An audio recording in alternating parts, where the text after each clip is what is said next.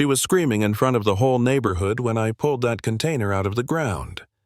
Phones were up, everyone recording, and Linda Harrow, the HOA queen who thought she owned us all, lost every ounce of control she'd been hiding behind that fake smile. I'd been branded a fugitive, a predator, a danger to my community, but in that moment, the truth was about to surface, and it was heavier than the dirt I'd been digging through for weeks.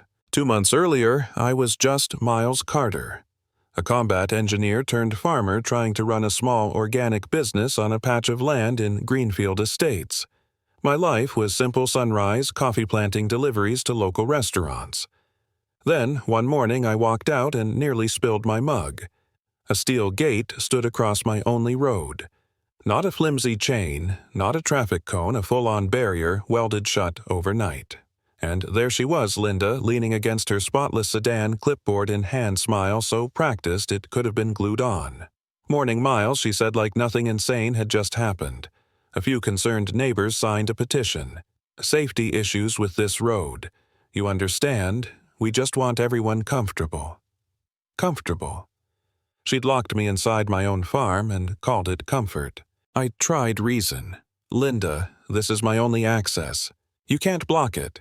She tilted her head like a teacher humoring a slow student. "Of course we'll involve the authorities." The way she said authorities made my stomach drop. She wanted me to call the cops. That was her move. And then I noticed her eyes flicking to that corner garden of hers. Sensors wired into the soil, LEDs under mulch. This wasn't gardening. It was surveillance. Something about the whole setup felt rehearsed, like I'd walked into a play and didn't know my lines. Days later, she came to my porch with a manila folder that nearly stopped my heart. Old police reports, court documents, my name, my photo. 15 years back, I'd gotten into a bar fight, PTSD, alcohol, bad choices. The other guy ended up in the hospital and I skipped my court date. That warrant never went away. I buried it, moved on, thought it'd never catch me. But Linda dug it up. She leaned back smug and said, "Outstanding warrants don't just disappear, do they?" Miles, my cousin the sheriff, is such a dedicated man. And that's when it hit me. This wasn't random HOA drama. She had leverage. She wanted me to pay 18 grand in retroactive HOA fees, sign under her authority and become her pawn. Or she'd make a single call.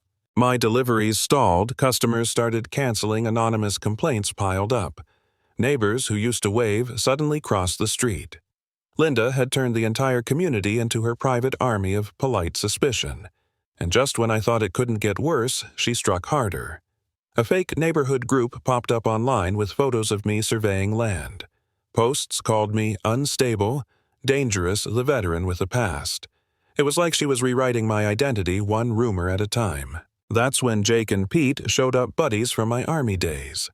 They looked at the blocked road at me losing everything, and Pete muttered, "Hell, you're a combat engineer. If she controls the surface, go under it." Crazy as it sounded, it was the first plan that made sense.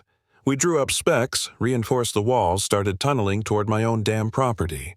For a while, I had hope again, until the night we hit metal. It was a container heavy and sealed. We dragged it out, cracked it open, and my world fell apart. Inside were documents that made me look like the devil himself. Embezzling money from veteran charities, stalking women across states, fake psychiatric profiles calling me a predator. It was so detailed, so convincing, even Jake and Pete believed it. Miles. "What the hell?" Jake whispered. Pete wouldn't meet my eyes. "You're the reason you couldn't go to the cops. You're the criminal." They left that night taking their trust with them. And for the first time I wondered if Linda was right. Had I blacked out, done things I couldn't remember? PTSD messes with memory. What if I really was the monster? I sat alone staring at those files, crushed under the weight of doubt. My farm was collapsing. My friends gone. The community chanting, "Protect our children." For a moment I wanted to quit. Just sign the papers. Pay. Linda disappear again. Maybe I deserved it. But then something nagged at me. The soil. That container hadn't been down there long.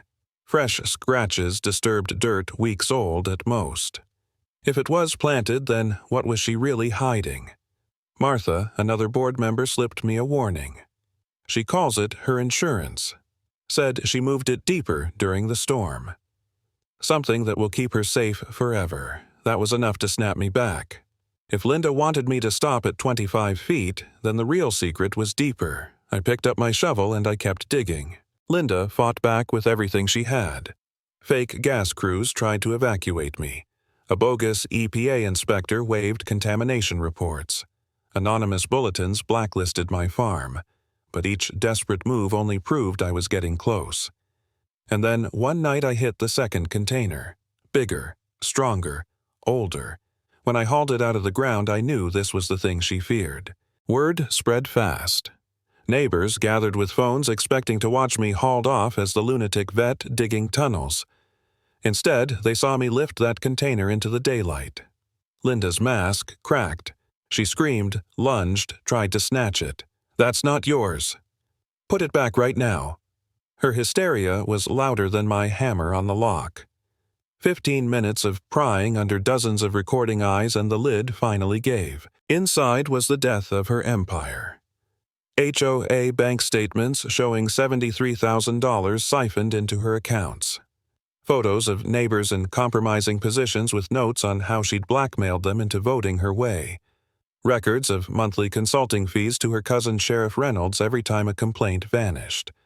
And blueprints, step-by-step plans of how she'd framed me with fake evidence complete with hired actors, falsified medical records, even staged victim testimonies. She hadn't just ruined me. She'd been running a suburban crime syndicate under the HOA's name for years. The crowd gasped, phones zoomed in, and Linda broke down in full view. "This is stolen property! This is illegal!" she shrieked, basically admitting it all belonged to her. Sheriff Reynolds himself arrived expecting to clean up his cousin's mess, but when he saw his own name in the payout records, his face drained. For the first time, he didn't back her. He just stood there, caught in the spotlight of a dozen cameras. Linda kept screaming, clawing, demanding police lawsuits, federal intervention, anything. But no one moved.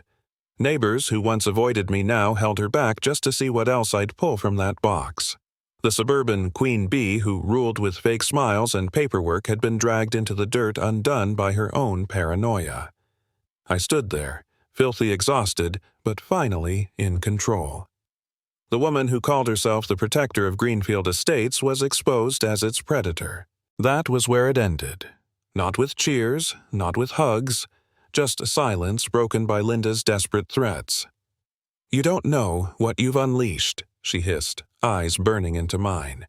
And for once I believed her, because if this was only one layer of her lies, who knew what else was buried? The truth always surfaces when you dig deep enough.